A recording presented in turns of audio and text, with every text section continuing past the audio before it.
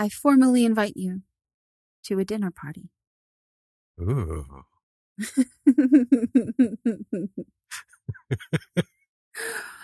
What kind of dinner party? Well, let me ask you a question first. Please do. Would you like some wine? Well, I don't drink, so no. Red or white? Neither, please. Water. That actually has some relevance, folks. This is a goofy. I'm just being a goof. Well, it's a fun film. It is. Another find, just like rolling through the multiverse that is Tubi. Yeah. You know, folks. I friggin' love Tubi. I know. I just have to say, when you have like some downtime, people spend like 2 hours. Go down the Tubi hole. Yeah, because you're not even going to come close getting what's all in there. But get all up in that Tubi hole. Get all up in it. They have like 30 different breakdowns in the browse section, and they're very thorough. And I mean, I spend like 15, 20 minutes, and I'm just looking for something to fall asleep. You know, and that's like, never mind when you click on something and then below is all the other stuff. That's a whole separate rabbit hole. Yeah. And then you're like, ooh, what's this? Right. So with all of that in mind, we found this gem. Sure did. Well, you did. Yeah. Yeah. I do that a lot sometimes. Yeah. I'm usually farting around in here or fucking about with something. Yeah. Yeah. You end up hitting like, what's going on? And we find some great things. Yeah. We also discovered a lot of interesting lessons. Yes. Some, really good ones. Yeah. Really good ones. We talk about some really hard-hitting lessons. Yeah. Yeah. It's a real winder. It's a real game of chutes and ladders. It really is. And it's fun. We had a lot of fun watching it, taking notes on it. We had a lot of fun talking about it. And now, ladies and gentlemen, you get to be part of the fun. Yeah, definitely. Listen and then watch, or watch and then listen. And watch again. This is a 2-watcher. You have to watch this at least twice. It's just that much fun. That's true. And there's so much going on. Yeah. All right. Well, should we let them in on it? Yeah, let's do that. All right, let's go. In.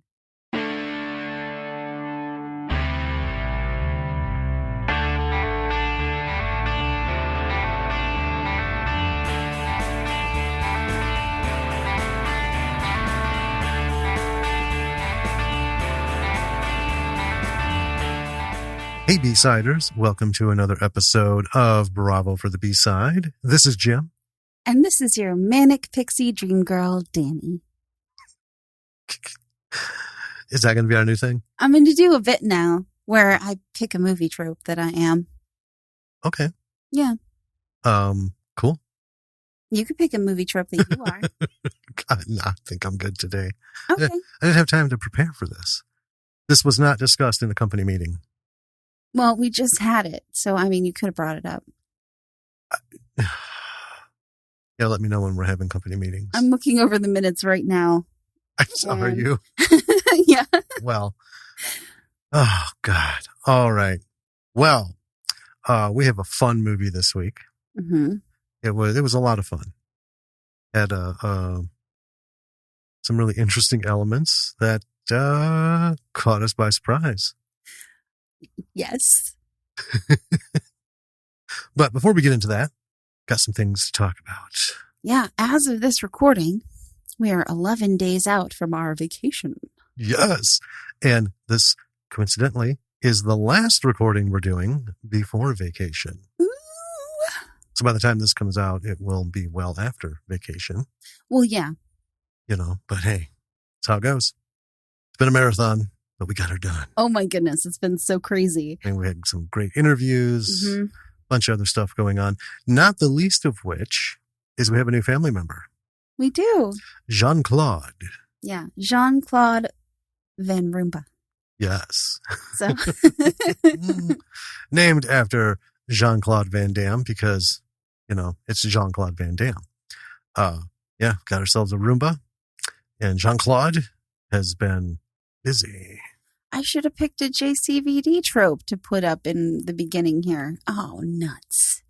Well, next time maybe. It's all right. But that's been a lot of fun. Yeah.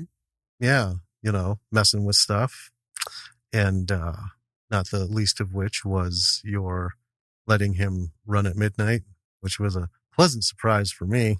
Well, I had set a schedule for him to run at midnight, so I was like, you can just run a couple times a week during the night.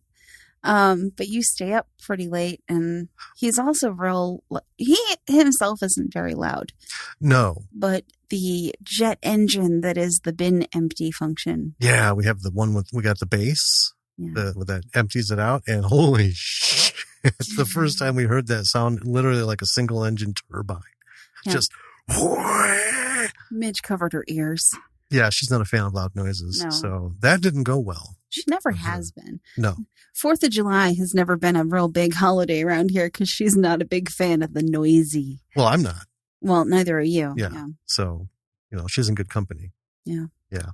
But yeah, so it's not really a nighttime thing because that bad boy is super loud. Like almost unreasonably. It's wild. Loud. Yeah. So, we still got to do the edge vacking and, things. But like you said, it is nice to,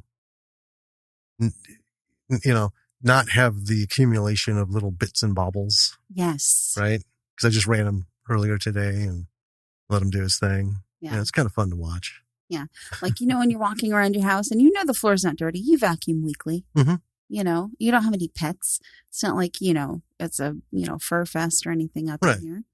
Weekly is regular. That's fine. Mm-hmm. But, you step on a little sharp bit of something. Well, the kitchen is like the number one offender. Yeah, that's true. Especially when Midge is been, snack prepping throughout the day. There's a lot of accumulating telltale signs of Midge inhabitation. This is true. Yes. But having it, since we got it, I haven't, stepped on any little weird oddball thing. No. It's been good. They're fun. Yeah. They're fun. Especially when you give it a name, because, we're nerds. That's true. So the alternative name choice was going to be Marvy. Yeah. I mean, Marvy would have worked, but we were tossing some names and then just good old Jean-Claude. Yeah. Hit me. He kicks ass around the house. He does. He kicks that dirt's ass. He does. So. Crazy. Well, I think that's it. Other than, we're getting ready to go and do some metal detecting on a beach.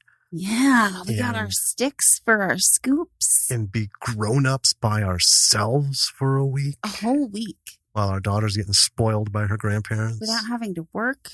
I know. Or do anything. I know. It's going to be a bonanza. Yes. Yeah. And, maybe we'll find some pirate gold. We're going to do really exciting things like sleeping in and eating junk food and metal detecting on the beach. Yep. And these might not sound like exciting things to some of you, but they're very exciting things to us. We might also write. Yeah, might actually be able to get some writing in. Find a nice little shop. Mm-hmm. Turn of the century. Walkabout. Yeah. I'm thrilled. Yeah. I almost just want to go now. I do too. I know we can't. We got to get this done, number one. Yeah. Let's get this episode done. All right. We can go on vacation. Well, would you like to tell us what we are watching? Yes. We are watching The Perfect Host, made in 2010, directed by Nick Tomney, written by Nick Tomney and Krishna Jones, starring one of the world's most underrated actors. Yes. David Hyde Pierce. Yep. Adore him in everything he's in. Mm-hmm. He just has this weird energy. I really dig him. He he's just he has an intensity. Yeah. Whether it's like, actual character being intense or just mild. I mean, because everyone will remember him from Frasier. Yeah, Niles from Frasier. Yeah. And, Niles was just so comical. And, David Hyde Pierce was good with the physical comedy, the expressions. Yeah. And we talked about him, how dark he got sometimes. Yeah. But he was not like, he was just very, Niles-y about it. Yeah. It was just like, oh, dude. Weird, creepy dark. So, yeah, David Hyde Pierce, also starring Clayne Crawford and Nathaniel Parker. It was rated R. The budget was $500,000. A cool $500,000. And here is the logline. An on-the-run convict looking for temporary cover finds it at the house of a very colorful character. That works for me. I disagree. Here's my problem with this log. Okay. It massively undersells this movie. Well, it does. But more importantly, the trailer, right? Yeah, is misleading. It delightfully, purposefully misleading, and it's fucking brilliant. Yeah. Absolutely brilliant. This is one of the few that I sort of take a little bit of issue with, like, the spoilers that we're going to do. I mean, we always do them, and I very rarely am like, ooh, maybe we shouldn't spoil it. But in this one, I'm like, ooh, I don't know. Maybe you should watch it for yourself. But we're definitely going to spoil it. Don't worry. Well, yeah. I mean, this, if this were a review show, obviously we wouldn't spoil things. But we're dissecting stuff, and it doesn't make sense to dissect 3/4 of a movie and then find no lessons in the finale to talk about. Well, that's the thing. That's where all the good stuff comes in. That's where all the juicy lessons. Well, that's why we hang through this whole thing. Yeah. That's where all the tasty lessons happen. Yes. Well, why don't you start us out? All right. So we have a young man who's walking fast and breathing heavy. And these are cut shots, just want to say. Yeah, it's very harried. Yeah. Stuffs a bag into the trunk of a car. He hurriedly starts changing his clothes. Then he walks away fast from the car, gets to a bicycle that's chained up behind a building. And with bag in hand, he gets on that and rides away. Goes to a dumpster quite a distance away and throws the bike in. Which I'm like, well, okay. This man has a plan. Yeah. Clearly. And then he comes to another car, gets in, and he drives away. And as he's driving, anxiously, I might add, we see he has a hole in his shoe and blood coming from his foot. Then he's limping into a Quick Mart. He's getting like alcohol and bandages from the little, traveler's med Obviously station. Something for his foot. Yeah. And a young woman storms in to rob the place. So she's yelling at the store owner with her gun. He comes around the corner. She ends up getting his wallet. The store owner throws the money on the counter because he's just like yelling at her in, I'm assuming either Vietnamese, Korean, or Hmong. I'm not sure. But anyway, then she yells at him to put it in a bag. And the guy who has the bleeding foot says he doesn't give a shit what she's doing. Just leave him out of it. Right. And I love that. So she tells him to drop the medical stuff. He argues. He's like, but I need this. It's the last one. And then he does it. Smashes on the floor. And then he snatches the gun from her. And then on the television, his picture comes up. It was a previous mugshot. Right. And then she runs out. The store owner picks up a gun and points it at him. And then he runs off. Yeah. And we learn his name is Taylor because he's wanted. Yeah. He gets into his car and then the radio is talking about him in the car he's driving. So later we see him pulled over somewhere. He's making a makeshift bandage for his foot. He's in a very nice neighborhood. So he gets out and he starts limping through it. He picks a house, knocks on it, tells the lady who answers that he was just mugged, and plays up being a Jehovah's Witness because in her window is a sign saying she herself is a Jehovah's Witness. Right. It's brilliant. she ends up calling his bullshit. Yes. And then shuts the door on him. And then he's back to walking the neighborhood. He comes to a mailbox and goes through the mail, finding a postcard from someone named Julia from Australia. So he goes up to the house and rings the doorbell. Inside, a man answers through the intercom, and his name is Warwick. Taylor says he's a friend of Julia's, saying he just left her in Sydney. I think they moved out. Oh. We have some vacuuming going on upstairs. Yeah, sorry for the pause. I'm not even going to cut this out. I'll see if I can mix it out. All yeah, right. I think the actual cleaners are up there. Mm. They have heavy duty stuff. So anyway, left her in Sydney, says he lost his luggage and was just mugged. He pleads to be let in to make some arrangements. Warwick says he's expecting people for dinner. Taylor waddles away. And then Warwick changes his mind and opens the door and lets him in. Warwick goes to pour some wine. Taylor's looking around. And it's a really nice place. It is. You know, Warwick comes back. They sit down with their wine. Warwick asks, how was Australia? They chat for a bit. Then he asks how Julia is, about how she feels about going back to work. Taylor says fine. And then Warwick says, that's strange. The last time they talked, she was thinking of leaving. And then they head to the kitchen so Warwick can continue preparing for dinner. And I love the balance here. Yeah. Right? So we have the neighbor lady calling his bullshit. Mm-hmm. Right? And then I love it. It's so Nilesy. I mean, that's the only way to explain it. He's just very, it really is. He's just very polite. Oh, that's so fun. You know, that's odd. The last time we talked, she was talking about leaving. And then, you know, Taylor is just spewing bullshit and Warwick's just like, oh. It's a really interesting conversation that they have because you're wondering, does Warwick know?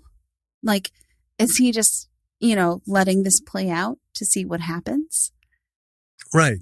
You know, because he's like, Because he keeps asking all these questions that are like designed to trip Taylor up. Yeah. You know, and Taylor always has a comeback because Mm-hmm. that's, you know, who he is. But, you know, my favorite was, you know, it's odd that Julia never mentioned you. Right. Which is, you know, it's a ballsy move. You gotta love it. It really is.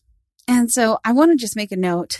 I had to do a find and replace in here because Taylor, his name is John Taylor.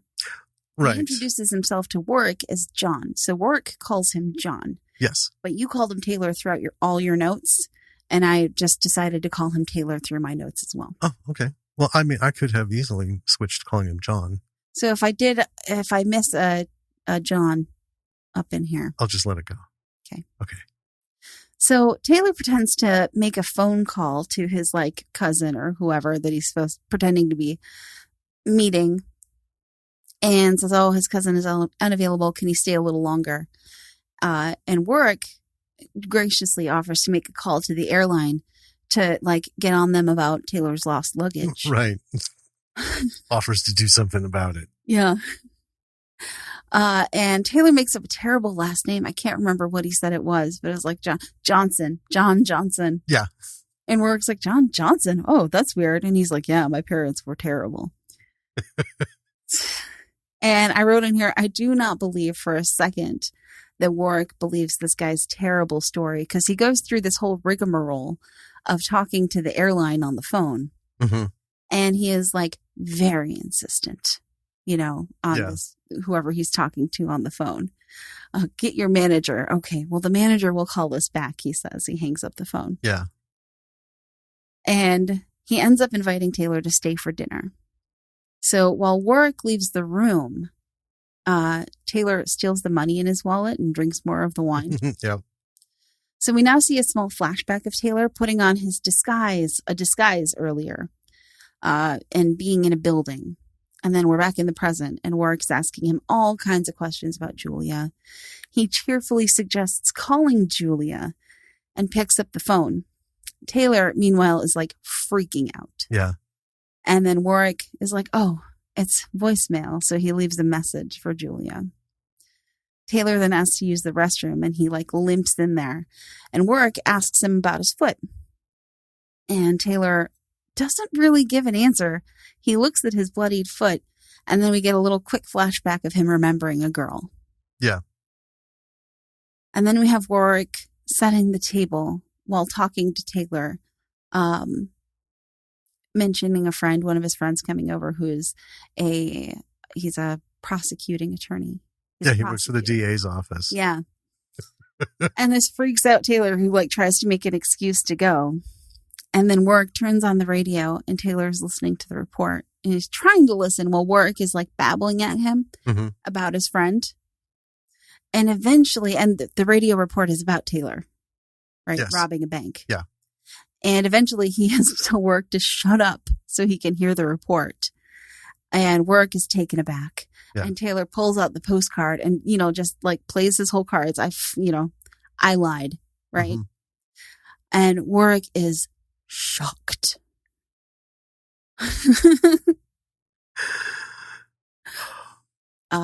He's a gentle soul. Yes.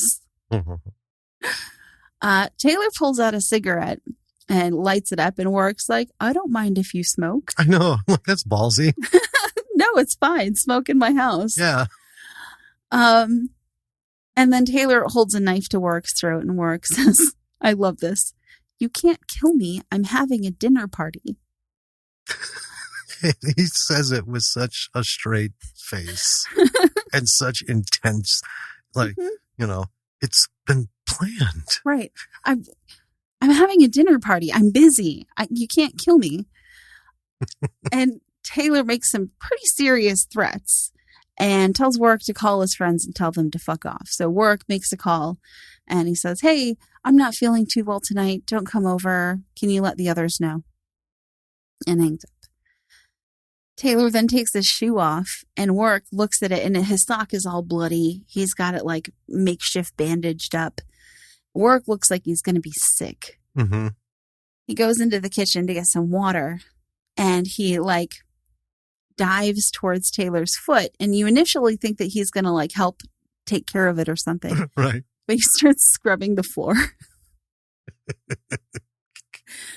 And Taylor, in a real mode now, has a weird accent. And I wrote, it's very thick in the cheek, like Alabama kind of thing. Yeah.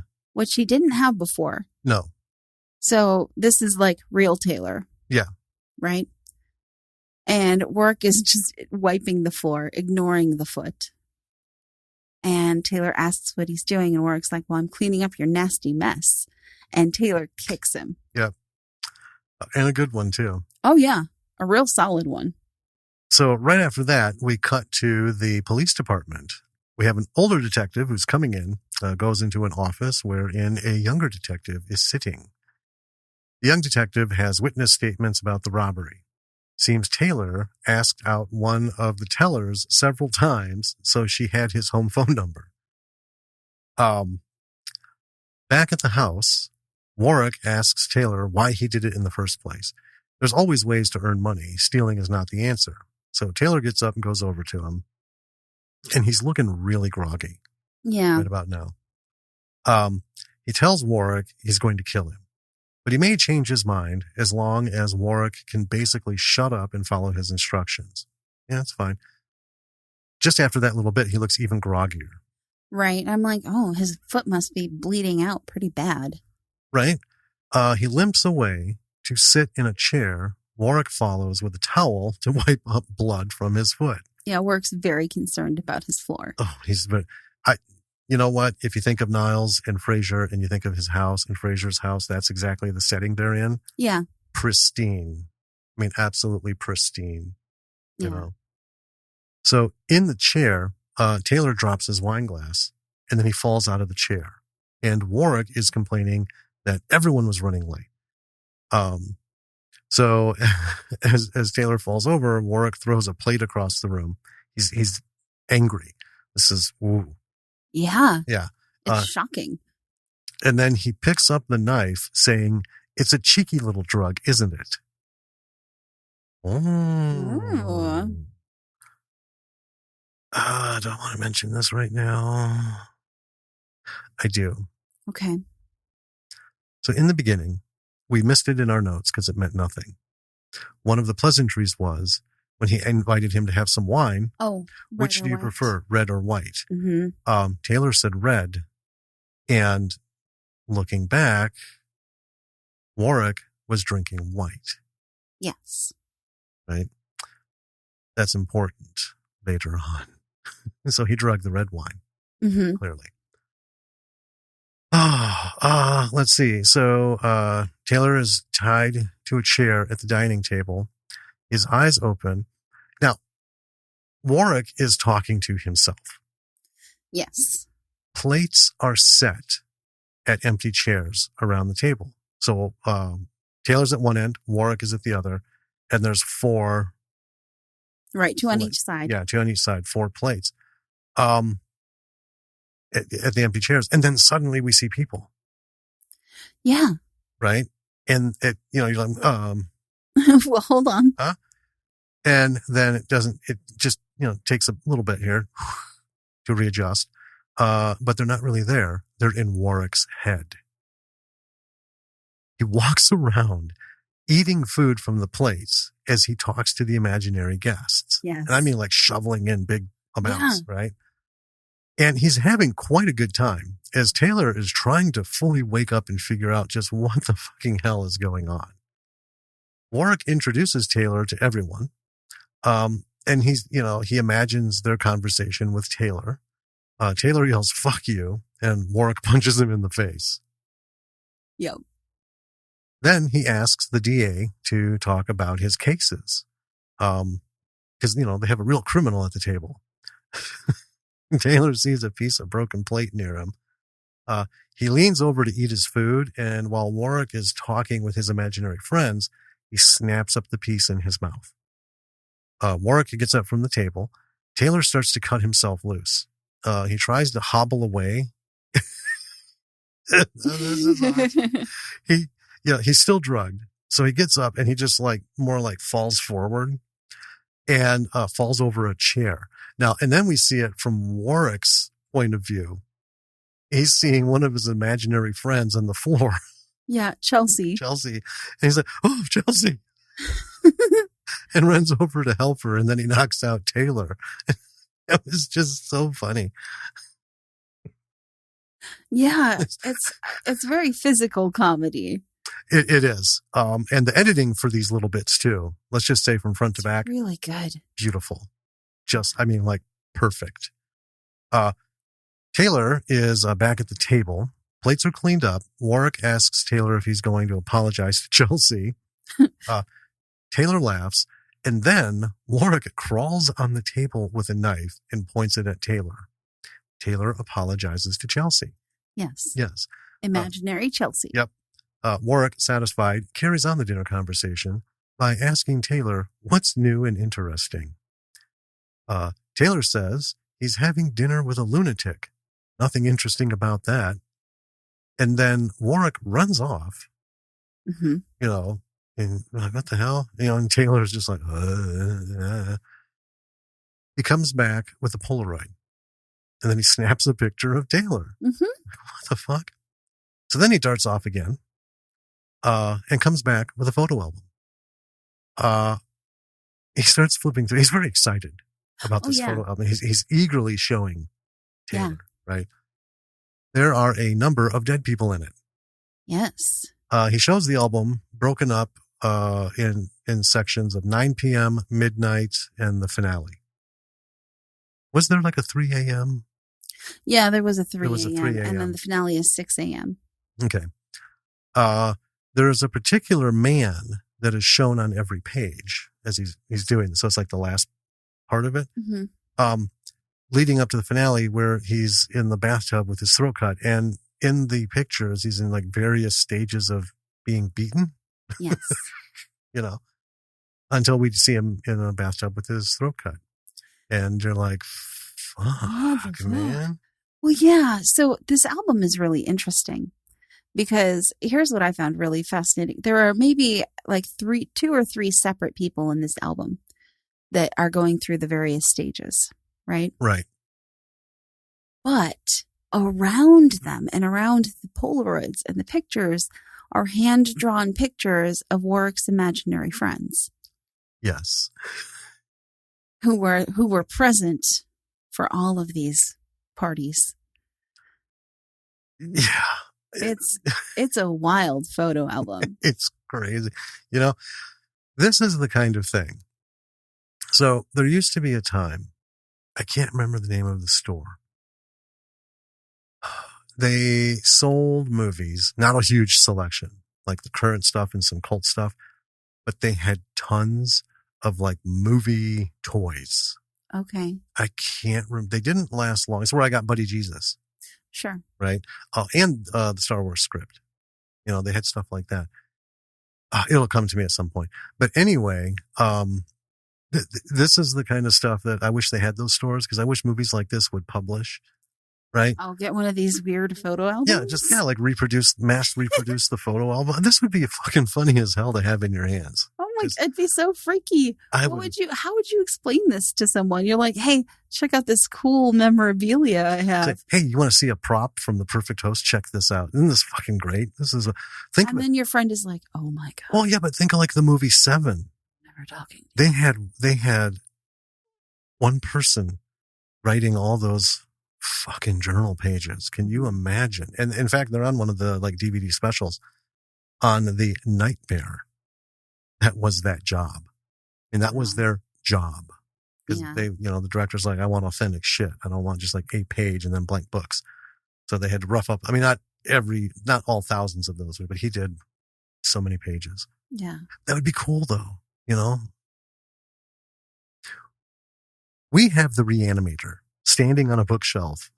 Yeah. in our living room. Don't look at me like movie toys. These would be cool things. It's Herbert West. Listen, what I'm saying is I can show someone my Herbert West action figure and be like, look, it's the Reanimator. Look at the little dead cat and the severed head. Yeah. But if you bring out a photo album that's full of pictures of like, busted up dead people and hand-drawn imaginary people all around them, your friends and family are going to think that you're a lunatic. Even if it is a cool movie prop that I'd love to spend some time with and look at. I don't know. I don't know. I don't think so. I heartily disagree. Okay. Time will tell. You have ever read...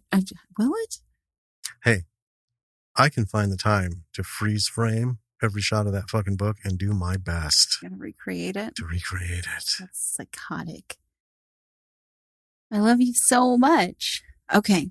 Back at the police station, the detectives are watching the robbery tape. That's it for the detectives. Yeah. Back at the house, Warwick is hitting on Chelsea, the imaginary lady, who's very into him, until she's like, but what about Julia? And Taylor is watching this like absolutely fascinated. He is enthralled by this conversation that Warwick is having with the wall. Yeah, there's a shift from this is super fucking weird to now he's like, Huh. this guy's really into this. Yeah. Well, I mean, it's kind of the shift, like he's not doing this just to, fuck with me. Right. Because Taylor is knocked out and he wakes up and Warwick is hitting on this imaginary woman and he's like, there is something like legitimately unhinged about this guy. This guy's for real. Yeah. And then one of Warwick's imaginary guests is bored. And at this point, I was regretting not naming his imaginary friends because they're all distinct personalities with names. They are. And the actors who play them are phenomenal, but because of the story, they're imaginary guests. So I was like, I guess I don't need, they're not real. Chelsea is like the one we got. So one of them is called Rupert. Oh, yes. And Rupert. Yeah. Rupert's, I think, the DA. Mm-hmm. So one of them brings up a movie and because they're like, we should watch a movie. And Warwick is thrilled to show it. Oh, so he drags Taylor, chair and all, into another room and puts on this movie on a projector. And this movie is literally just Warwick in a chair, cutting up his stomach with a big old kitchen knife. Yep. And his chest. There's blood coming out of the wounds and he's laughing. And it is wildly disturbing. Yes. Like, what the fuck? And the movie is real. Yes. Because Taylor's watching it and he is reacting kind of like we did. Like, what the hell? Oh my God. Yeah. I think that was one of the most disturbing, that was the most disturbing part so far of this movie. Now, there is a full-on party of imaginary people. Not just the 4, a bunch. Yeah, there's like 30, 40 maybe. Yeah. This is a full-on Hollywood house party. Yeah. And Work is dancing through it. There's a conga line. It is hopping, his imaginary party. Taylor's on the couch, and he eventually makes his way over there, snaps a quick photo with him, Taylor, Rupert, and Chelsea. And the Polaroid develops, and it's just him and Taylor. Right. And then he doodles Rupert and Chelsea on it later. But then Taylor is like, could I join the conga line? And Work is a little taken aback. You, really? Yeah. Well, you're going to need a cocktail to do it. And he's very clear that this cocktail is like a drug. It's a drug tale. Yeah. Right? Absolutely. Because he's like, I can't trust you without your bonds. So going to need to drug you up. It's going to be a little rowdy. So Taylor's like, fine. And he drinks it and basically becomes a vegetable. Yes. And we see Work pushing Taylor through the house in front of his imaginary conga line. And he's like carrying Taylor in front of him. But wait. Their feet are tied together. Taylor is wearing. What? Oh, no, he's not yet. No. Never mind. Okay. Jump the gun. Golly. I just love it so much. Okay. So, then we get a small flashback of Taylor and the girl from earlier again at a party, a little house party. Yeah, more like a gathering. A very small, yeah. Yeah, people some at a table, a couple in chairs around it, yeah. And then we're back. Work is taking a picture of Taylor passed out, and then he's dancing. And Taylor is kind of waking up. He's very, very groggy. Whatever was in that cocktail was still wrong. Yeah. So Taylor sees the phone next to him on the couch, and he tries grabbing it and making a call while Warwick is busy dancing. Mm-hmm. And then Warwick does something beautiful. Would you like to describe this bit? Oh, I think you can. Okay. Well, it's just so beautiful. I don't know exactly how to describe it, except that it is a full-on choreographed dance number with the whole invisible gang, the entire party like a flash dance, to Car Wash. Yeah. And Warwick is center stage. He is. He is on a little table. Mm-hmm. And he's just working it hard. Yeah. And then they show all of his imaginary friends and they're working. It is. Yes. It's a musical number. And yeah, which is funny as hell, but Car Wash. Well, they cut back and forth. Yeah, the Car Wash. They cut back and forth between Warwick and the party and Warwick alone. I know. As Taylor sees it. And that was so brilliant because as the choreographed part, it looks like a fun, silly little thing. And then when they cut to Taylor's face and then to just Warwick doing his thing, right, as Taylor sees it, then you're like, oh my God, this is so ridiculous. It looks... This is why these dance numbers should only ever be done in groups of 10 or more. Yes. It is wild. You don't want anybody to be able to look at one person for too long without distraction. Yeah. Kudos to David Hyde Pierce, though. He's got some moves. Again, super physical. Yeah. With his acting. Yeah. And that's why he's so underrated. He's so goddamn good. This was brilliant. We were just cracking up. Oh, yeah. We get another flashback. Taylor's girl in this flashback has a pain in her side. And he's worried. And it doesn't seem like this is the first time it's happened. Right. So then we're back to the present. And we see Taylor in he's got floaties on his arm. And he's in an inner tube. Yeah. And he's in the pool And Warwick comes up like a mermaid in front of him. Yes. He's having a swim. And the neighbor lady, and this is the Jehovah's Witness lady. Right. She sees Taylor floating in the pool and hears him making sounds. And the sounds he is making are like real weird. Right. Because they're drugged up. Yeah. To explain quick. So this is in the hills, right? So her house is a little higher up. So when she's out on her balcony, she can see like down into Warwick's like pool. She can see into this, first floor, all lit up and everything. So yeah. Yeah. So, oh boy, she's worried.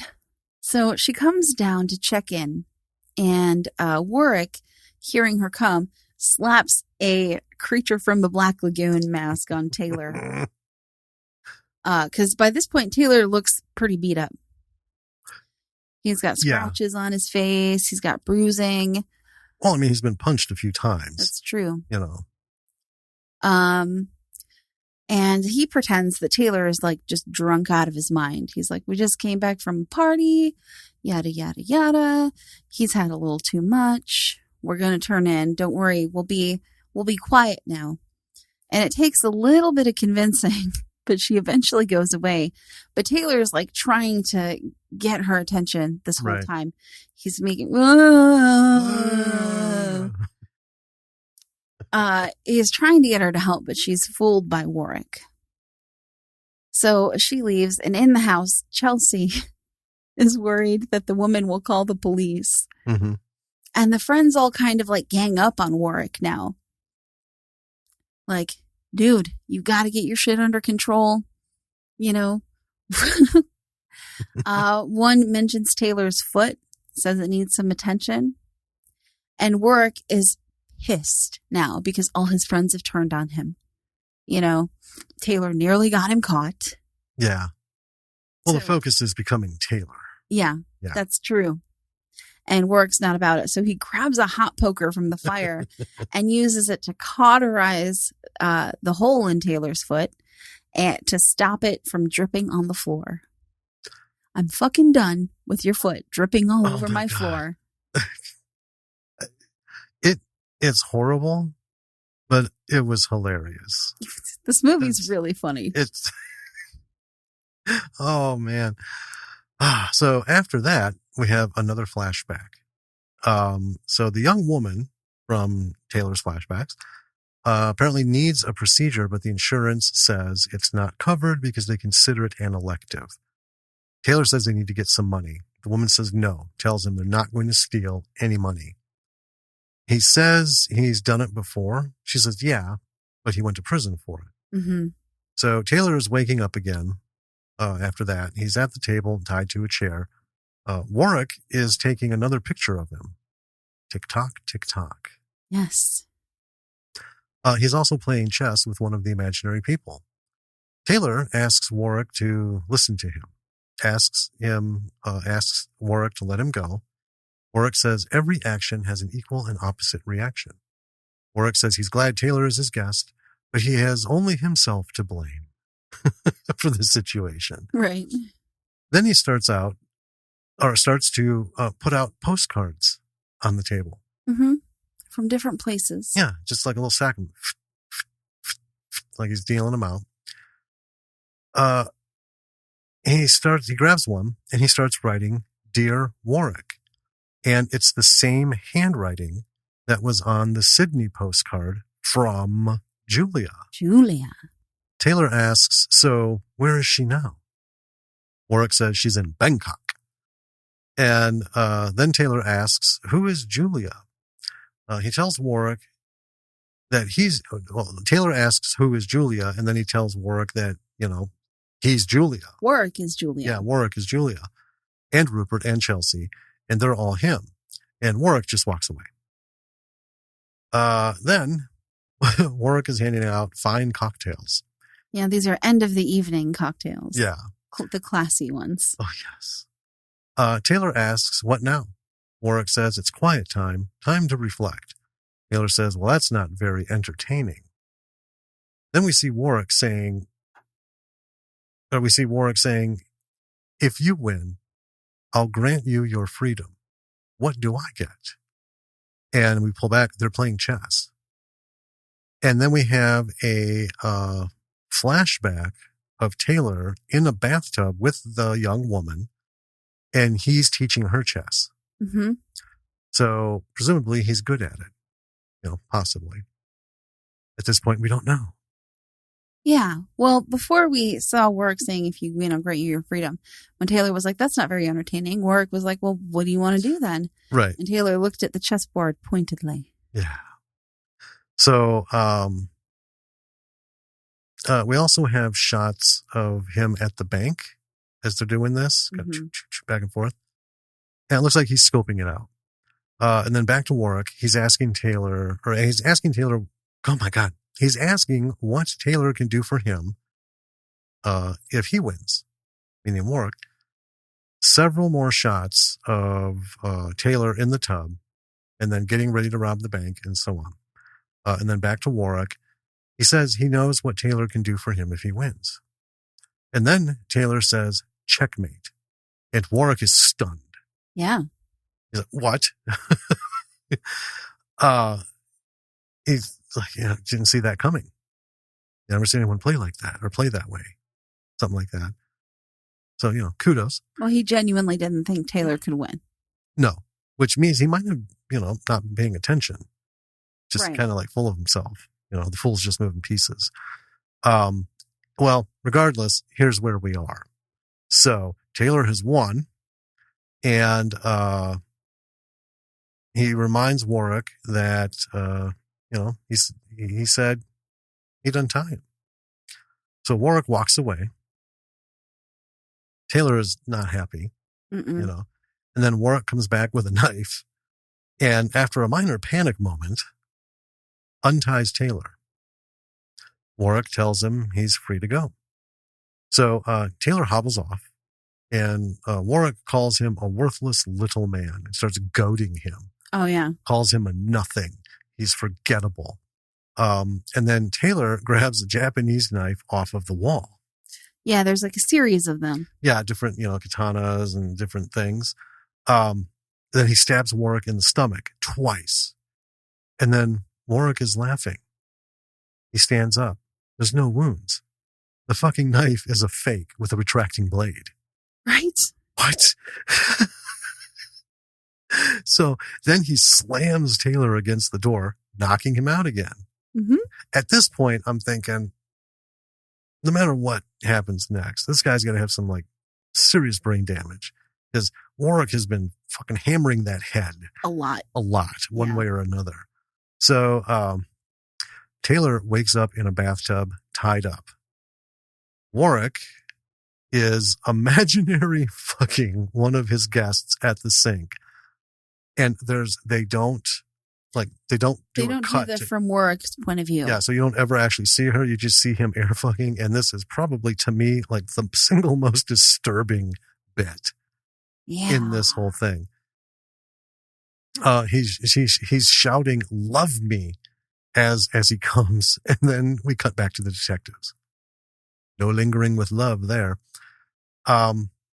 And I'm like, boy, they sure do play a minuscule part in all of this. One of them is waiting for a fax, and then he gets it and runs off. And it made me chuckle because they are so minimal. They're very minimal. It's not like they're grilling people and they're doing real deep, police work. They're waiting on shit. Yeah. Meanwhile, back at the office. Well, one of the things they do mention, and we don't mention it in the notes because these detectives really are, it's like a minute and then we're away. But one thing that they have figured out throughout the course of the movie is that Taylor didn't act alone. He had an accomplice. Right. And they figure out it's the bank teller who we see was the girl with the side pain. That doesn't come up yet. Yeah, it does. Is it? Yeah. Yeah. Okay. So it has come up. Well, prior to that, though, the teller that they were showing wasn't her. Right. It was someone else. Mm-hmm. So you got the thought that, okay. Right. Yeah. And then it seems like they did end up working together. Yeah. Right? Yeah. But she ratted him out somehow because she's the one who said she knew who he was. They got it right. Then it starts coming together. Yeah. Right. Yeah. So now we're in the morning at the house. Warwick is enjoying his after party morning, party with his guests. And he's putting photos of Taylor, his neck slashed, in his photo album. So the last time we saw Taylor, he was in the bathtub, vis-a-vis the other photos. Someone in a bathtub with their neck slashed. So Taylor's joined that club. Yep. And then the neighbor woman sees Taylor's body in the alley. Like he's in a pile of trash and his legs are sticking out. He's literally just been set next to the bins on top of some trash cans. Yeah, not even hidden. No. And we were like, what the fuck? This doesn't seem like a sustainable serial killer motif, man. No. So she's on the phone, Yes. And then Taylor wakes up. All of his wounds, including the slash on his neck, are special effects makeup. Yeah. Well, most of the wounds. Yeah. There's the punch wounds, like a split lip, and he's got a couple on the eyebrow. Well, even those are fake. Those two. Off. Yeah, those two were fake. He's got like a split lip from getting hit, and then he's got a cut on the face somewhere. That's real, but the rest of it, yeah, it's fake. It's all fake, and he's trying to figure it out. And we cut back to Warwick because Taylor's just what the fuck. Warwick opens up a pill bottle. He takes 2 out. Mm-hmm. Then he puts 1 back before just taking 1 and swallowing. And Rupert tells him, his imaginary friend Rupert says, you're supposed to take 2 in order to function at work. And Warwick's like, I know. I have this under control. Yeah. My dude. I'm fine. Taylor is confused and wanders away. So then we're back in Warwick's house, and one of the detectives is at the door. And Warwick, in a bit of a panic, cleans everything up, puts his makeup case away, like... Oh, yeah. It shows he's got this huge theater makeup case, the metal kind that with the top that folds out and an accordion. Yeah. And there's tons of shit in there. Yeah. Yeah. So he shuts that up, puts stuff away, and he opens the door and lets the cop in. And Warwick is a police lieutenant. Yep. He's this cop's boss. Yeah. The cop is there for some advice. On the bank case. Yep. And they're putting the case together, and the cop is telling him, the teller is Taylor's girl. They were in on it together, yet she ID'd him. What's up with that? Taylor, meanwhile, just like wandering the city, is flashing back to memories of her. And he goes to a car rental agency to check a reservation. And, she made a reservation there. It's still on. Yeah, because that's what she was supposed to meet him with that car, and off they were going to go. And the reservation's in an hour. Yeah. And he thinks again to her identifying him because he knows that it was her, and he starts calling other car rental agencies. And she has made a reservation at a different one for an earlier time. Mm-hmm. So now we see the cops, including Warwick, are on her, and she's coming out of the apartment. She goes into a garage and up, and Taylor is there waiting for her. She has picked up the car with all the money inside. So they argue for a moment, and then Taylor takes that car and leaves. And he passes the cop car because they're on their way up following her. The car he took was a different car, right? Right. Than the one she rode up in there with. They really did think this through. Like, it was pretty, change vehicles, do this. Well, yeah, just like him in the car, then the bike and the car and stuff. And yeah. And at the garage gate, he is stopped by Warwick. And Taylor's face, and in this moment, wow. Yeah. Warwick has a little conversation with Taylor, and Taylor's like, you've got to let me go, man, because I can tell them what you did last night. Yep. So Warwick takes all the money. The cops radio him and are like, have you seen anything? And he's like, nope, haven't seen anything. He gives Taylor a couple of wads of the cash, telling him that he'll need it to get through customs. Yeah. And then we see Warwick walking down the street with the money bag. So Warwick's on top of being crazy. He's crooked. He is super crooked. You know, is he dangerous? I mean, maybe. To some degree, has to be. Yeah. I mean, yeah, but not a murderer. So there's that. Then we see we're in the police station. One of the detectives has an envelope, and it's from Mexico. Inside the envelope is just this Polaroid of Warwick and Taylor, the one that Warwick took at the house. Yes. When he had Rupert and Chelsea. Yeah. And it says something at the bottom, like watch out or something. Yeah, watch out. And this detective is determined to investigate for the first time, do some detective work. Right. In this movie. He has the neighbor as a witness because she mentioned seeing Taylor there. Yeah. Right. And Warwick, like, he goes and talks to Warwick about it, and Warwick is first like, oh, they're really good at that Photoshop stuff nowadays, aren't they? Mm-hmm. And the detective's like, it's a Polaroid. You can't Photoshop a Polaroid. And so he's like, I'm going to need to, come to your house and look around. They have this whole discussion with Warwick consistently pulling his like seniority card. Yes. And the detective not being intimidated by this. No, he is not swayed one bit. No. Nope. And Warwick's like, well, why don't you come for dinner and then you can look around. I'm trying to be civil about this. I have some friends coming over anyway. Do you drink red wine or white wine? Red? Great. Yep. And that's the movie. Credits. So, this baby. Yes.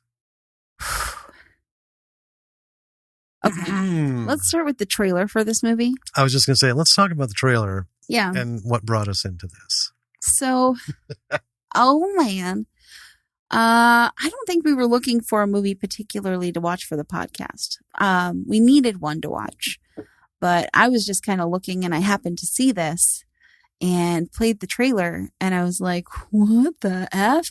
Hey, that's David Hyde Pierce. What the fuck? What is this? I'm into it and I showed you and you were into it. Why don't you tell us what the trailer makes this movie look like? So it looks like this guy, right? For some reason, some shit's going on. And he ends up at this guy's house. And what it looks like from that point is this guy's a lunatic and he has these lunatic friends. A lot of lunatic friends. Right. And we've seen movies like this. Mm-hmm. We have like the Texas Chainsaw Massacre family. Yeah. Right. These fucked up groups who get together and do this really weird shit. So this seemed like the way more civilized version of that. Yeah. I mean, we have people who take somebody and then take them out and hunt them, as a group and stuff. Yeah. And the way the movie is cut, or the trailer is cut, it certainly does look like everybody's in on it. Yes. Right. We see Warwick doing shit to him and people are reacting and positively towards it, So we're like, oh, wow, this is going to be something. This guy's in with a bunch of batshit. He's part of some secret society, maybe that, Yeah. They've got the parties with masks and wild sex orgies. Mm-hmm. Well, this is a party without masks and murdering people. Yeah. Torturing people. Yeah.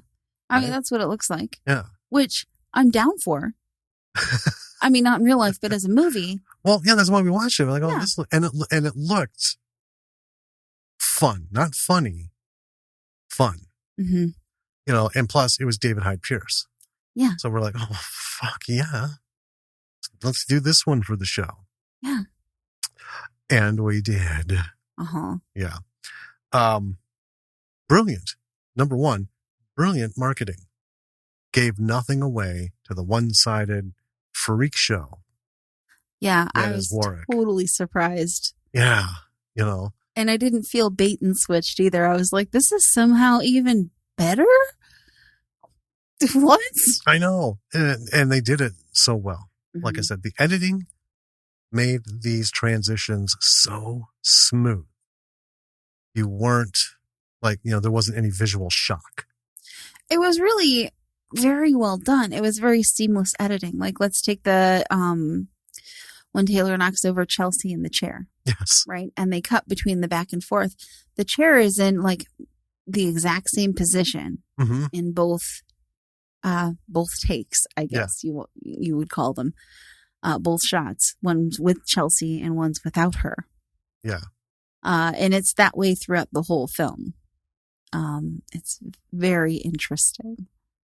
It is. But a lot of times there's the visual shock of something going on and then all these people, Mm-hmm. right? And then boom, nothing. And then boom. David Hyde Pierce does such a good job acting in a crowd when he's by himself. Because you act differently, you move differently. When you're talking straight to someone, your body animates differently than when you're talking to someone with a room full of people. Because you're talking like directing towards this person, but you're talking to all. Right? So there's a different sort of theatrics to it. And he stays with that. He's never singular. Right. In his performance. So when they cut to people, it's just like all of a sudden they're there while he's just doing his thing. Doesn't look out of place. And you're just like his movements and stuff, that chair, it's not these really weird jarring cuts, where, he's like sitting over here and he's got his arm up and then they cut to Taylor and they cut back to him. He's in like a different pose or something. Yeah. It's really well done. So editing, man, I gotta say, editors, directors who are doing your own editing. This is a really good example mm-hmm. of some tight, clean, fast-paced, smooth editing. Right. Because the editing told the story. Had to. Oh, it absolutely did. When you're doing guy alone and guy with room full of people and back and forth, you got to edit those takes together. And these folks did a fantastic job. Yeah. With that. The other thing, okay, I've got two things I want to mention. One is real quick. In the beginning of this movie, Taylor finds a postcard in Warwick's mailbox. And it's from Julia in Sydney. Mm-hmm. But we know now it's from Warwick. Right. Writing to himself. You and I were like, was there a clue in here that we just missed? Right. Because we know he's sending this to himself. So we're like, what if the postmark is not from, Sydney? Right. So we went and looked and the postmark is from Sydney, which I don't know is a goof or is just part of the whole, like, we want to fool you. I can forgive a movie for doing that. Right. Well, but we also talked about the fact that he may very well be, carting off to these places. I mean, possibly. To mail a postcard. Yeah. I mean, he's a police lieutenant, though. I don't know how much vacation he actually gets. But regardless, I didn't want to spend a whole lot of time on that. Well, for a police lieutenant, he has a mighty fine house. He makes real good money. Right? Well, I think we kind of know why. Mm-hmm. Because he walked off with Warwick's fucking robbery money. So who knows what else he's been doing. Well, that's true. Because it is a fine, fine place. Mm-hmm. This is not a blue-collar house. Yeah. Not at all. Here's the other real interesting thing, though. What he does at the end, inviting the detective to his house. There's two ways that could end up, right? With the detective outing him, or with the detective so fucking terrified of him that he leaves it alone. That actually left me with a few things. The one thing is maybe he's going to put this guy through all this shit. And the guy is going to come out PTSD. Like, I'm not fucking with this guy. Right. Right. I don't think getting him arrested and putting him in jail and getting him sent to prison is going to keep me safe. This guy is fucking nuts. Right. Mm-hmm. Who knows what he could be capable of. But number 2 made me think, he is that fucking nuts. He might kill him. Well, I mean, there's a third option here, which is that Warwick invites him for dinner, leaves him, like drugged and knocked out in the alley, the same as Taylor. And then Warwick just like buggers the fuck off with his Vuku dollars because he was planning to leave anyway. Yes. Yeah, he was going to go retire off in the Caymans or something. Yeah, like, go into hiding. Anywhere without extradition, really. That's the key. Do your research beforehand. Yeah. I mean, that could very well be, but I kind of got the sense that we were upping the darkness a little bit. Like he's going to still play his game, but it might have a different, because this is now an actual matter of survival. Yeah. Right. This isn't just a hapless thing. Of course, we don't know the history of any of the other guests. I hardly think that, like the guy in the photo album, that he was a bank robber. Right. I mean, he might have been a criminal of some kind. We never really get the full lowdown on where he finds these people. How does he get them to his house? Right. You know what I mean? Right. Because, yeah. So, and it's, at this point, it's really not important. It's not important at all. No. Because it was just so much fun. Yeah. I mean, I don't think he put the postcard there for, to lure in some wandering criminal. I think Taylor was a windfall. Right. For Warwick. Right. Yeah. But, either way. I would like to talk about the flash performance of Taylor's girlfriend. Sure. Right? Because when he has these flashes, like the first few scenes that they flash to, he's at a table, they're playing cards. Right. And just, casual. You see some couples sitting in chairs and couches and stuff around the area. And you see her moving around, and she's not with him. And she's looking at him. So you kind of almost like, what is this whole thing? And then it unfolds that, they've been together and there's this problem that she has and stuff, which we didn't kind of get. That was all bullshit. Yeah. She was conning him the whole time. She wanted to rob that bank. Yeah. And she was using him because he had a criminal record. And yep. And at first you think he's in this like seedy thing. But then as the scenes get longer and longer in his flashbacks, the way they're talking and stuff, they're just normal people. Right. It's not like a criminal. And you start to sympathize with him as you're like, oh, I see why he robbed the bank now. Yeah. He had turned over a new leaf. He was with, non-criminal friends. Right. Right. Had a little circle going and it was their thing. And then, she's having all these pains and we're never really sure what they are. Right. Right. Could be like ovarian cysts. I know can, be debilitating. Well, that's the beautiful thing. There's a whole lot of really nebulous abdominal related diseases that can be, potentially very serious. Right. Well, but also considered electives. Right. Right. I know ovarian cysts, you have to fight for it. Oh, absolutely. Which is ridiculous. Yeah. But anyway, yeah, you gain sympathy because at first you're thinking, oh, dude, man, the life you chose landed you in this fucking spot. Mm-hmm. Tough titties, man. But he's trying to do good.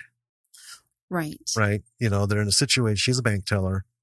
Don't know what he's doing. Doesn't sound like he's doing much of anything. Right. Probably. But, they're just trying to get by and stuff. And you have this big thing.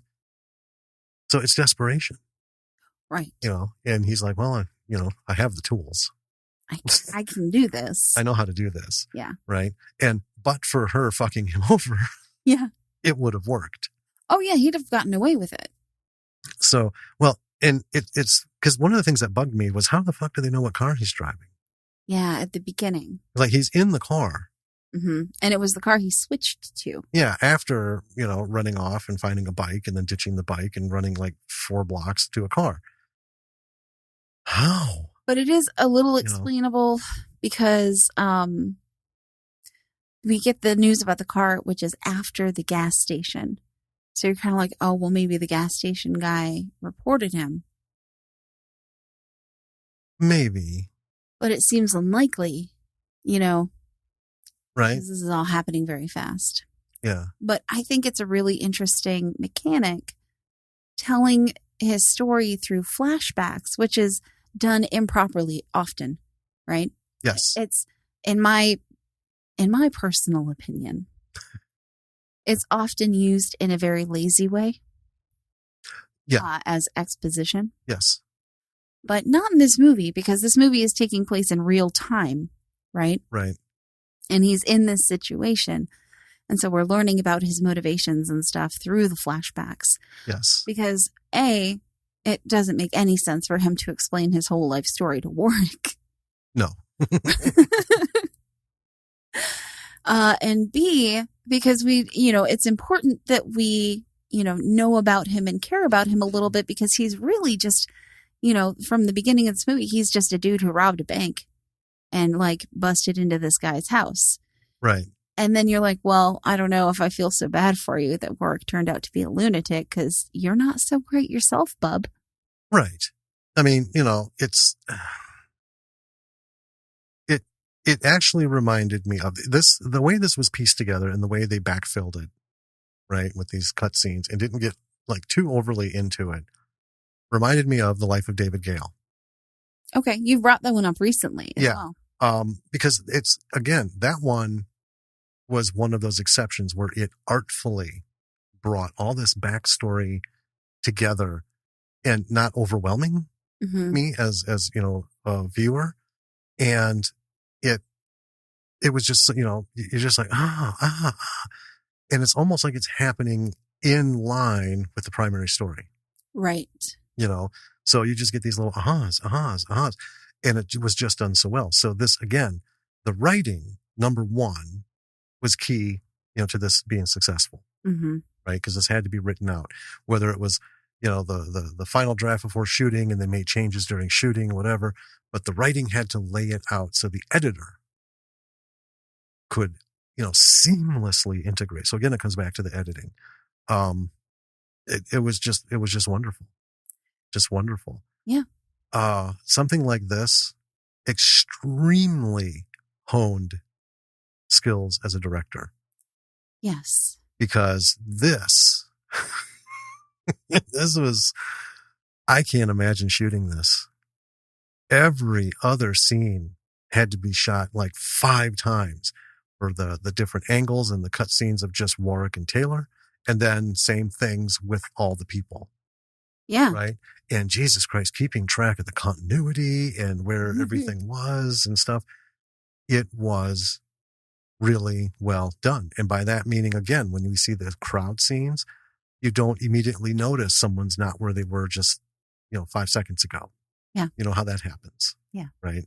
Some of the things I think of, like, for background stuff, when the girl is going to make her arrival from her slumber, I usually have like Big Bang Theory on in the background because it's a safe thing. I don't want her walking out watching a show that I really want to watch. It's not for her. But like any like sitcom or TV show, when you see people like they have a scene of somebody talking and you see someone come in from stage right, they're walking across in the background, and then they cut to somebody else, and then they cut back to them, and that person's walking in again. Right? It's just weird. Or people are at tables doing something, and they cut away, they cut back, and they're very different.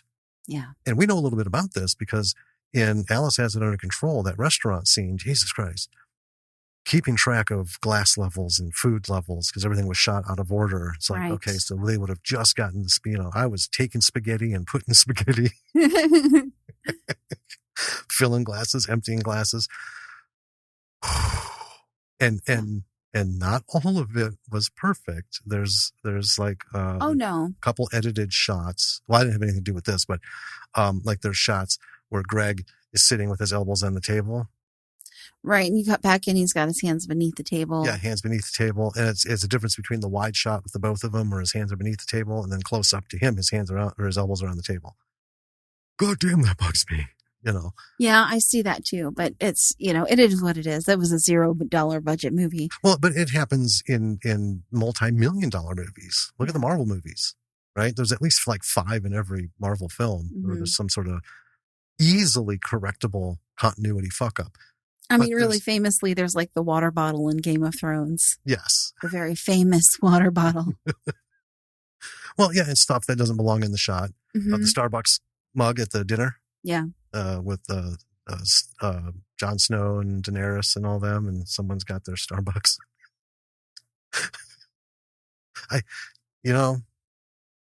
It's a magical world.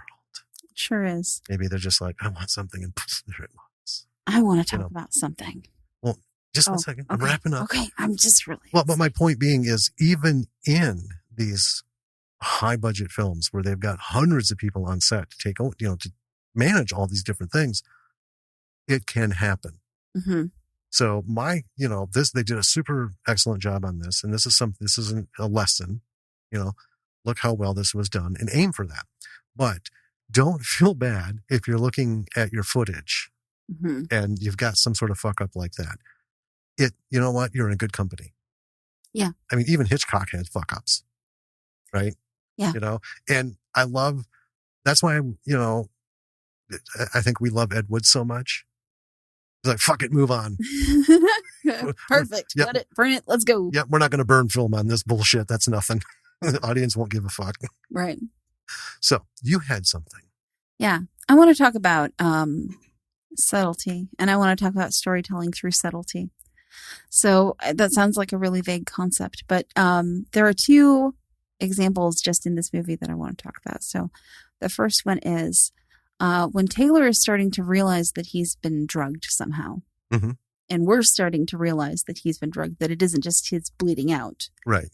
There's a moment where he picks up a photograph in the house and he looks at it, and it's Warwick with his arm around an invisible person. Right. Yes. And he's grinning, and Taylor's like, what the fuck? And he puts it back down. Can I just say, when we saw that, my first thought was there's something up with this guy. and the Julia thing where he pulled a, Kim Jong-il and had someone photoshopped out of his photo. Oh. That was, because I'm like, well, that's fucking weird. But, is he one of those that he's like, get rid of all traces kind of thing? Oh, that wasn't where I went at all. I was like, why does he have his arm around an imaginary person? That's weird. Potato. Anyway. Please continue. So that was a very subtle clue to us that we didn't get in the trailer. We didn't get in the log line because y'all heard the log line. Just as he's a colorful character. Yep. Right? So this twist that all of his weird friends are not real, this is a huge twist for the movie. But it is hinted at before we realize all of that, right? And I think that's a fairly subtle, it's just a little thing, then it's gone, right? And we learn really quickly after that what happened. So the other thing I thought was really cool about this movie, and I would like to watch it again because I know for a fact that we missed some things that were put there specifically to clue us in. Because by the time we got around to Taylor pulling the special effects off his neck, right, I was like, I should have fucking seen this all along. Right? Yeah. Warwick makes his own home movies. Yeah. Warwick has prop weapons. Warwick has movie memorabilia all over his fucking house. He has monster masks. He has the creature from the Black Lagoon. All of this points to classic special effects in movies. He is an SFX homeboy. Yes. It's SFX homeboy. Yeah. I love it. And it's subtly hinted at throughout the whole film. It is. And I know a lot of his artwork in the film has to do with film memorabilia and, special effects kind of things. Yeah. And I know I didn't spot it all because I wasn't looking for it. I would be upon a second watch. Well, here's the thing. So normally we spot shit like that. Yeah. And we note it. And, we roll with it and it all comes together. But this is one of those examples where, like I said, it's subtle. Yeah. But the story, I mean, granted, we're taking notes and stuff, but usually with notes and shit, we even notice some of these things, right? We call out a lot of stuff that we've talked about movies and then talked to the people involved and they're like, I'm surprised you saw that. I see everything. It was just the film is so engaging. I mean, it was tough to take notes on this film. It was. You said that like twice. I know. Michelle, you just take mine. I'm rolling. Like, no, I'm doing this. But yeah, I didn't want to take notes. Mm-mm. It was one that I want to give this my full attention. I mean, we give it, we like 85, 90%. That's where we flow. Because occasionally you have to look down and see that you haven't slipped off the home row and you're just typing about it. Right. Right. You're like, oh, what the fuck was I trying to say there? Oh, no. But yeah, when you have those things, I think they're really well done. When it's hard to notice them, especially for people who notice that stuff a lot, because just so much more interested in the story. I wasn't, floating off in my mind. Yeah. Looking at things like wondering this, wondering that, I mean, like that, the whole thing with the picture, right? Like, oh God, because, real quick, oh, maybe that he had Julia in the picture and maybe they're not like this and that. And maybe he's, maybe he's going to be fucking with Taylor because he's Julia's friend. He's like, fuck Julia. Oh, maybe. That happens in like a microsecond. And then I'm not contemplating it. Usually I'll be running that shit through in the back of my mind all the time. No, I'm just like, what's up next? Yeah. I love these exchanges. I love the dialogue. I love the interactions. I love the not so subtle performance of, I'm a liar and I'm bleeding on your floor and I'm just full of shit. And, yeah. It's like, God, you smell that a mile away. But then you're like, yeah, but what's up with Warwick? Is he just stupid? Is he being sinister? Or is he just like the eternal optimist and I just want to help someone out? Well, that's the other thing. When Taylor reveals his cards and Warwick is stunned, I'm like, oh my God, I thought maybe he knew, but he doesn't know, does he? Nope. Right? Well, he did, obviously. And I fully believed that Julia was a real person because even his imaginary friends are like, oh, what about Julia? Yeah. I fully believed she was a real person up until he busted out the postcards. Well, and the postcard bit, where's she going next? She doesn't know. Right. Maybe, maybe Bangkok. Yeah, maybe Bangkok or Thailand or some other place. And, what's up with this guy? Yeah. And he also makes, this is another kind of subtle, hint that I'm like, oh, I should have fucking got that. Warwick makes a lot of very subtle movie references in his, when he talks to Taylor. He makes there are a lot of little homages. Yep. There are one-liners all over the place. It's wonderful. I mean, even the car wash flash dance.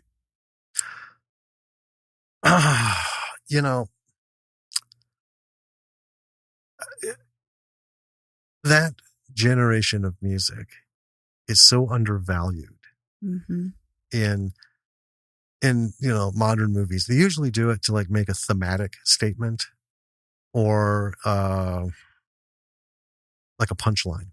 Sure. Oh yeah. But I ironically like this music. Yeah. This wasn't.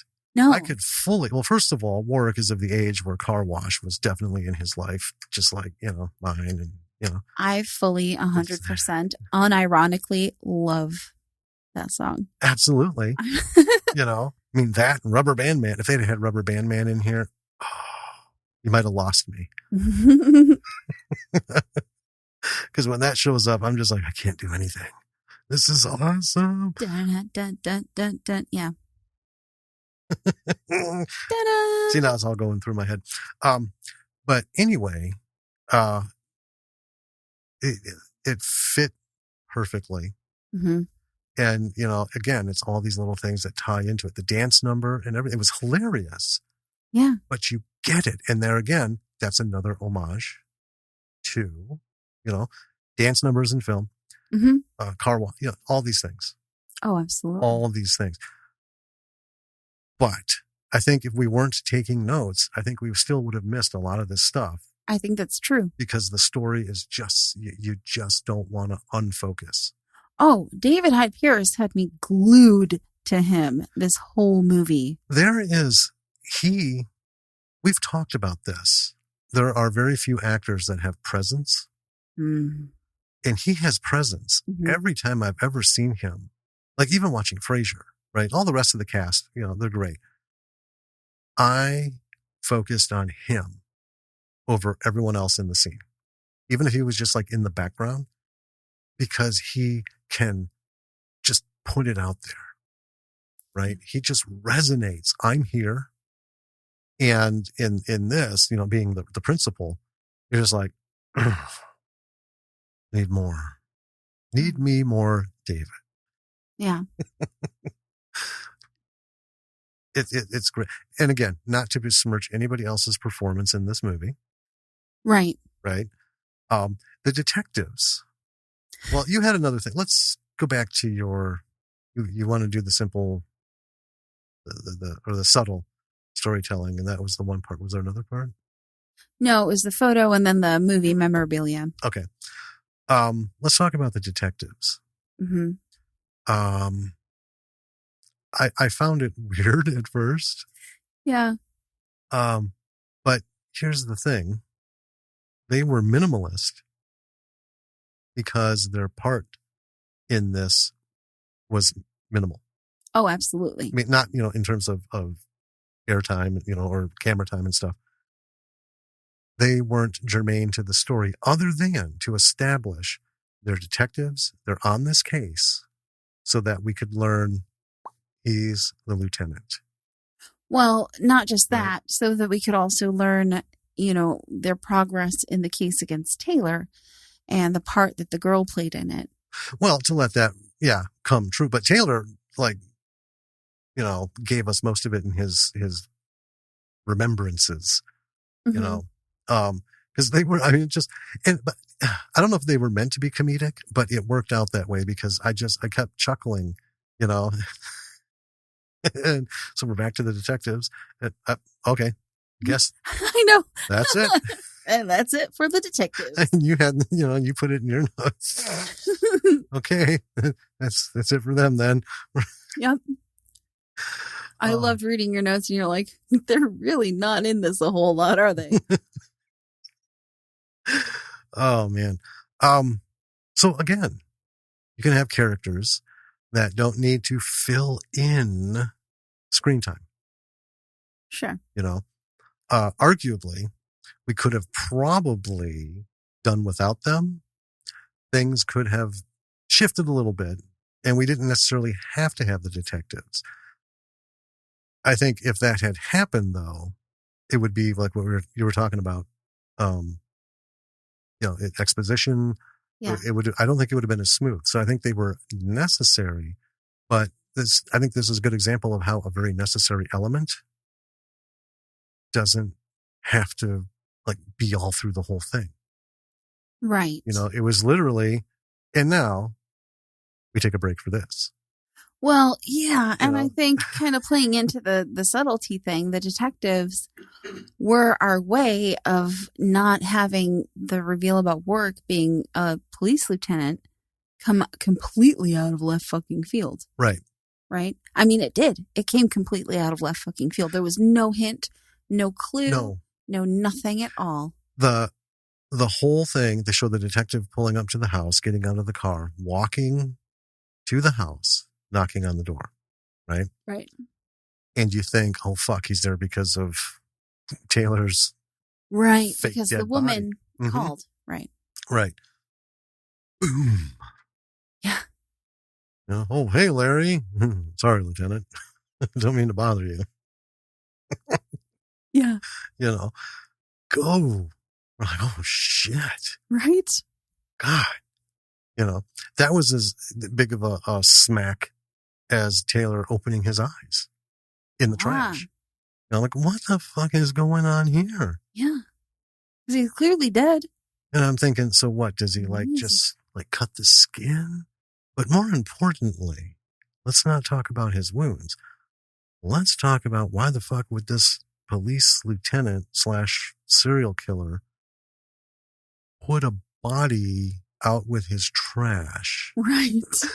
Like you said, this is not sustainable for a serial killer. No. And I started wondering, like, well, what's going to happen next that this will be okay? Is this what he does normally? Right. Yeah. You know? Because we're almost to the end of the movie and we know it. Yeah. You know, I was like, wow, 17 minutes to go. Hold on. And then, all of a sudden he opens his eyes and you're like, oh, okay. This movie is a roller coaster. It's awesome. Yeah. It is a wild ride. And I like the fact that, so you get the idea that he plans these kinds of things, right? Yeah. And does it because he's got his album. Right. But the fact that he was, so down and prepared for this surprise visitor. Mm-hmm. And, he was, it's like, not a problem. Got this. Yeah. It's like the ultimate dinner party host. The perfect host. Ready for everything. Yeah. Yeah. And he was the perfect host. That was the other thing. Absolutely. Oh man, he was out there with the hors d'oeuvres and the different drinks and the platters, making his rounds, and, leaving Taylor to him. I bumped the desk. Really? I bet you didn't know that I did that. I didn't. I'm glad you told me. Thank you. You're welcome. I mean, sure. You're welcome. Okay. But yeah, he's doing everything that a high level dinner host would do. The platters, the drinks, and the stuff. And after the dinner table, though, where he's going around eating the food off the plates to, because he's eating for them. Right. They don't show him doing that for all these other folks. No. Right. But yeah, he's making his rounds around the pool and stuff while, Taylor's floating in there.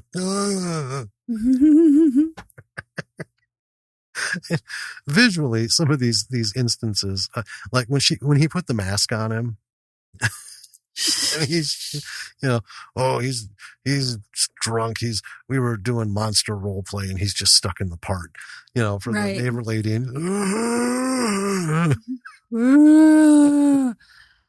Oh my God. I love it. What a ball. What a fun time. It was super fun. And that's,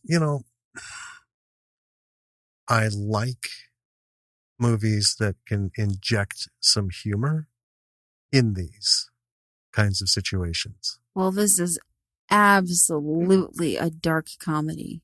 Well, it is, but the comedy isn't the focus. It's not like pratfalls and, ridiculous situations and stuff like that. It's a whole thing, but the dialogue and the actions make some things stick out as like funny. You chuckle, or at least you inside chuckle at a lot of stuff. And then there's, some real creepy, like, what the fuck?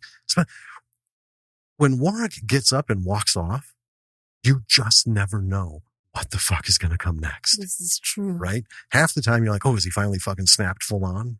Is he coming out with the chainsaw now? I mean, what's going to happen? Even though there's like a routine. Right. 9, midnight, 3, and 6. Which he holds up to Taylor repeatedly, Yeah. As a fear tactic. Yes. Yes. And the weird thing is, we don't know why he does it. No. We have watched a lot of movies I just watched finished, one last night on, a serial killer. It was based on a true story. But all movies about serial killers and these weird ass fucking people, they constantly give us the reasons, what kind of pleasure. It's not enough obviously for someone to do this, they have to get something out of it. Right. Right. But they kind of go out of their way to show us what kind of perverse, because there's like 1,000 different ways you can enjoy it. Right. Which particular. This person is getting something they didn't get as a child. Yeah. Or whatever. It's because of revenge and they're taking satisfaction on it for, something that happened with somebody else ages ago, or it's, some pseudo-sexual fantasy and all this stuff. All we know is Warwick is hard into throwing dinner parties. He loves him a dinner party. Yep. While skimping on his psychotropic or schizophrenic, whatever it is. Yeah. Schizophrenia management, because that's, what happens. That's why he only takes one pill. Because he wants to he knows he can function on just one. Well, that's another thing. I was going to say, I know you wanted to bring that up. At the police department, his imaginary friends keep showing up in fucking police uniforms. And after one of his big moments when he's storming out, let's go get him, his imaginary friends fall in line behind him. Like the hero squad walk. Yeah, like from the 70s cop shows, like the old SWAT TV show. There's Chelsea, there's Rupert, and another one. They're in the back seat of the squad car with the other police officers, with the detectives. When he's in the car with the two detectives, yep, his other two friends are squashed in there. Yeah. Oh, I love it. He just wasn't ready to say goodbye to them just yet. He had such a good night. Well, yeah. You get the sense that they're kind of always with him. Yeah. But, here's the thing. Didn't care. No. Didn't care why. It's not important. Didn't take anything away from it. It's a bad situation. It unfolded into all these different little layers. Mm-hmm. And it was just so much fun, and gripping. Very gripping. Because you don't know. You have no fucking idea what is coming next. You don't. Even though he tells you, right? In the beginning. Yeah. This is how the night's going to go. Yeah. But there's all those little Warwick moments where you're like, so what's going to happen? Mm-hmm. And that's the thing. It wasn't, like I said, it wasn't schlocky. Didn't focus on the comedy. Again, it wasn't pratfalls and, just stupid jokes and, stuff. Which we just watched Zoolander with Lily, which is just all lowbrow humor. Yeah, we introduced her to it because we talked about a couple scenes from it for like a long time, like the whole, school for children who don't read so good, who can't read good. Yeah. And, this is school for ants. And she's been wondering, what the hell are you talking about? So we tuned her into that just tonight. Yeah. And she appropriately, it's ridiculous and she knows it. Because it's just, raw, silly ass, mindless humor. Oh, yeah. Right? You don't have to think about it. There's nothing intellectual about the movie Zoolander. No. But the perfect host is. Yes. And for movie aficionados. Oh, it's all in here, baby. Yeah, lots of call outs. They're there. They're there if you're listening. I'm like, oh, nice. Yeah. Oh, nice. And I'm not going to say what. That's not important to the purpose of this podcast. So listeners, you need to check it out, see if you can find it. Because not all of these are like, the top 10 movie quotes of all time. A lot of them are for people who love movies. Yeah. And can remember the mundane shit, the cult classic type stuff. It's all in there. It's great. It is. Oh, nuts. I forgot what I was going to say. Well, that's just bad radio. I think it's a good radio. I don't think it is. Isn't this good? No. The cinematography is without saying is right up there. This was very professional work, Yes. So yeah, for $500,000, you expect that. I mean, this Yeah. movie did get the kudos for it. I mean, it got into Sundance. Yeah, it got rewarded Mm-hmm. for all of its stuff. And like I said, with $500,000, you can get the equipment and the people needed. Mm-hmm. Right now, David Hyde Pierce is like the A actor. Everybody else is not super A-list, so their day rates and stuff were clearly manageable, which allows you to spend a ton of money. Yeah. On the production and post. I do feel like this character Warwick was written specifically for David Hyde Pierce. I cannot confirm this via fact, but I believe in my heart of hearts that this and that could very well be specifically written for David Hyde Pierce. We know of people who've written scripts specifically for a specific actor in mind, right? Well, when we talked about Lost in Translation, Sofia Coppola specifically was like, I need, Bill Murray. Yeah. Otherwise, the big BM. Yeah, this isn't gonna. Oh, that's terrible. He might like that. I think he would. I think he would take that somewhere. I think they actually make that joke in zombie movie. Zombieland, yeah. The zombie movie. Yeah. How very specific. I know. Oh man. But anyway, that says a couple things. One, that the writer lucked out, or it could very well have been like, I've got this idea for this thing. Would you be interested? Mm-hmm. And maybe they know David and all this stuff. But it also goes to, David Hyde Pierce, regardless of whether it was written for him or not, making it him. Because you can write something for someone, but because they got to play a character, not themselves, right? We have a bit part in our zombie film that if Bruce Campbell were to pop into it, written, specifically for him, anyone could do it. Oh yeah, I mean, but we did it and had it. This is where if we could get just like 11 minutes of his time on film, these are the things we'd have him do and say. But anyone can do it. So writing for someone, they have to do what you wrote, kind of thing. But yeah, either way, it seemed like a perfect match, and David Hyde Pierce kicked this shit out of the park. Yeah, it was really good. Yeah. We have anything else? I think we covered the big things: the writing, the story, the editing. Editing is like key to me. Mm-hmm. That's like the biggest takeaway.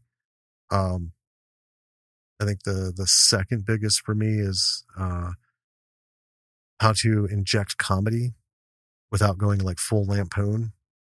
Right. Because we've seen horror comedies that are bloody and stuff, but they go the long road for the humor. That's true. I mean, the other thing I think this movie is absolutely a masterclass in is twists. Yes. I mean, this thing's a bowl of spaghetti. There's just so many twists and turns in it. It's bananas. I know what you're saying, and I agree. I don't think twists is the right word, because I'm starting to get like sour with that word, because every time someone says twist, I think of fucking M. Night Shyamalan, and even doesn't exist for me. Even Robot Chicken took him on. Oh, what a twist! Oh, what a twist! Anyway, so if you know what I'm talking about, listeners, great. If not, don't worry about it. I don't know, just the unfolding of all these things. I mean, these turns and reveals and stuff. It was just so well done. Because when I think of twist, everything I can think of that I associate with it is like jarring. Mm-hmm. We were talking about, like, it's like how I hate fucking Agatha Christie stories. Who was the butler? Where the fuck was he in the story? It'd be like Sherlock Holmes talking about this and this and this, and then it was, Alfonso. Yeah. Who's Alfonso? Alfonso is a night gardener at such and such. And it's like, well, you've never mentioned him in this fucking movie up until just now at the reveal. True. So there's got to be a more finessed term than twist to give credence to the artful work that this and some other films have done. It's very smooth. But in terms of storytelling, folks, that's how you do it. I'm looking up twist in the thesaurus. Oh my God. So we can find another word. Doing it again. How about... You're typing. You're killing someone. I'm not typing like I'm killing someone. Listen, I hear it twist in the thesaurus comes up with a whole bunch of words that we are not looking for. Well, that's what I mean. There's got to be something that has a cinematic flavor to it. Well, but this is like crumple, crush, buckle, rotate, swivel. It's a swivel. No. We have to do like reveal, plot twist, synonyms. Intermingled layers. I don't know. Okay, how about curveball? No, that's like a cheap version. How about... This movie threw me a curveball. What is this even? Is this a saying? Bolt from the blue. This is on here. Yeah, a bolt from the blue, meaning like a lightning bolt from a clear blue sky. Interesting. Oh, huh. Sudden and unexpected. I've never heard that phrase Came at me like a bolt from the blue. Wow. I've never heard anything like that before. You didn't spend your life with octogenarians growing up. Bombshell? That's very violent, I think. You see, we need to do it might have to just be like a phrase, not just a simple word. I'm looking on Word Hippo for another word for plot twist. And one thing under nearby words, I don't know what this is, but I instantly love it. Plotus melanogaster. That's not what we're looking for. Apparently it's a bird. Right. Not a plot twist. No. But it sounds like a plot twist. Yeah, maybe. Anyway, we can get past that. There's a beautiful way to turn things, turn on its heels, like that kind of thing. Bolt from the blue. Bolt from the blue type stuff. Curiously, our mood lighting is blue, so maybe it was destined. Oh, perhaps. I don't know. Maybe you subconsciously zeroed in. I don't type like I'm angry. I could hear you through, not like in my headphones, but like through my headphones. I could hear them keys. In the head. They're not quiet keys. It's not like an old IBM keyboard. It sounds almost like a fucking Selectric typewriter. Anyway. Plus, they're the old. That was my laptop. I know how the keys sound. I know how to, because they're like zero movement. Yeah. Anyway, how to bring all these plot points in at various, points in the movie and have them make sense. This is a super, super good example. Like you said, it's a masterclass on doing that. Mm-hmm. And there's a lot of others out there that are masterclasses on how not to do it. Because you're like, the lack of information given to us. Right. A lot of movies that. Oh, they didn't spoon feed you stuff. They made you think for it. Made you think for it, and they made you wait for it. Mm-hmm. And they gave it to you in very like spoon size servings, rather than here's a whole heaping bowl of here's what the fuck you just watched. And I think it's especially in my head because we got Lily those two animated channels, so she could watch all of her animes and stuff. And on them is the redone Star Blazers, not the one I grew up with, but I was watching a few of those episodes in the background today, doing stuff, and Jesus Christ, the exposition. It's one of the things about anime that just makes my grinds your gears. Oh man. Yeah. I could make diamonds in my puckered up asshole at the amount of fucking exposition that goes on It's irrelevant. They're not even, they're not even tight. I love anime, but that's a great failing of anime is that there's so much exposition. And some of them are worse at it than others. I mean, some are just like, it's almost like, you know what? We know our audience is too fucking stupid to catch anything. So what we're going to do is we're literally going to explain the entirety of the last 5 minutes of what just happened. Yeah. You know, that's because I love when they such go, and such was this, and then they did this. Like, dude, I just fucking watched it, man. I love when they go like full on purred happily in animes and describe what they're doing as they're doing it. Yes. Don't try and surprise the audience. You know, Seven Deadly Sins. I'm breaking into this building now. Yeah, the new season for Seven Deadly Sins came out, and we downed a couple episodes. Oh my God. Oh, I love that. She's got a power level of 110,000 but this other person has a power level of 220,000, so there's no way or they can get beat. And even though this is my friend and this and that and such, and he does this and he eats, Cheetos and Doritos It's and this just and bananas. that. Because of that, you're just like, any minute now, let's just go ahead and get right back into the story. Whenever you're ready, man. Whenever you're ready. I guess you're not ready yet because you're still fucking talking. Right. Oh my God. Anyway, a lot of thrillers suffer from that, comedy or otherwise, horror or otherwise. This one did it the way it should be done. Yeah. Like I said, there's a few out there that do it, and the rest are just like, a lot to learn from this movie. Yeah, watch it. It's a lot of fun. Watch it twice. Watched it on Tubi, I think. Yes, it's on Tubi. Mm-hmm. That'll be in the show notes. Watch it twice. Watch it once just to watch it. And then watch it again for the things that we talked about. Mm-hmm. Because I think this is deserving of just a full on, because we're going to watch it again. Yeah, eventually. I do want to, because I want to see all these little references. Yeah, where we can just dive into it and sit back on that wonderful new couch. There you go, folks. Mm-hmm. Hey. Yeah? Before we go into the whole go to our website, yada, yada, yada. Sure. I want to have a short company meeting. On air? Yeah. Okay. I would like to make a proposal. Okay. Because we've spent a lot of this episode saying the name David Hyde Pierce over and over again. Because that's how he goes, right? As an actor, that's his whole deal. Yeah. Okay. Yeah.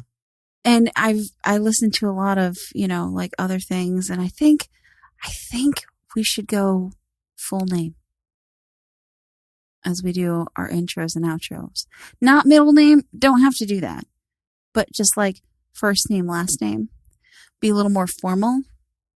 Be like, we're podcast personalities. We have full names. We're fully developed. Cher is a personality. She's only got one name. Oh, okay. That's a good point. Yeah. I'm putting it forward for discussion. Bring the motion up. Okay. I motion. Okay. So we have a motion. Is there a second? No, motion fails to carry. I second. You can't second your own motion. Can I get Lily? She'll second it. She is not part of the executive board. Nor will she be. Because Jean-Claude can't vote. And he's my only ally in this house. it's Jean-Claude Van Rumba. Yeah, he's more of a psychological boost to me than an actual help. No, I think we're good. Meeting adjourned. Fine. I'll put the notes out tomorrow. Yeah, I expect to see the minutes. Mm-hmm. With that, go check out our website. It's www.lordsofmisruleproductions.com. Everything's there. All the links, all the stuff. Check it out. Got email addresses on there. Reach out to us. We want to hear from you, creators. We love it. Or if you just want us to cover a movie, even if you didn't have anything to do with the movie. Yeah. We're down. Sure. Yeah. There's a Patreon link. There's podcast platform links, just all kinds of stuff, social media. It's all there, a blog and so forth. Working on some things that may show up on the site. Ooh, now you're going to have to keep checking back. We'll see how that goes. But that won't happen until after vacation. Okay. Which is a week and a half away. Well, by the time you listen to this, we'll have been on vacation. And, it'll be time to check the site for stuff. Yeah, or we found pirate treasure and we're never coming back, so.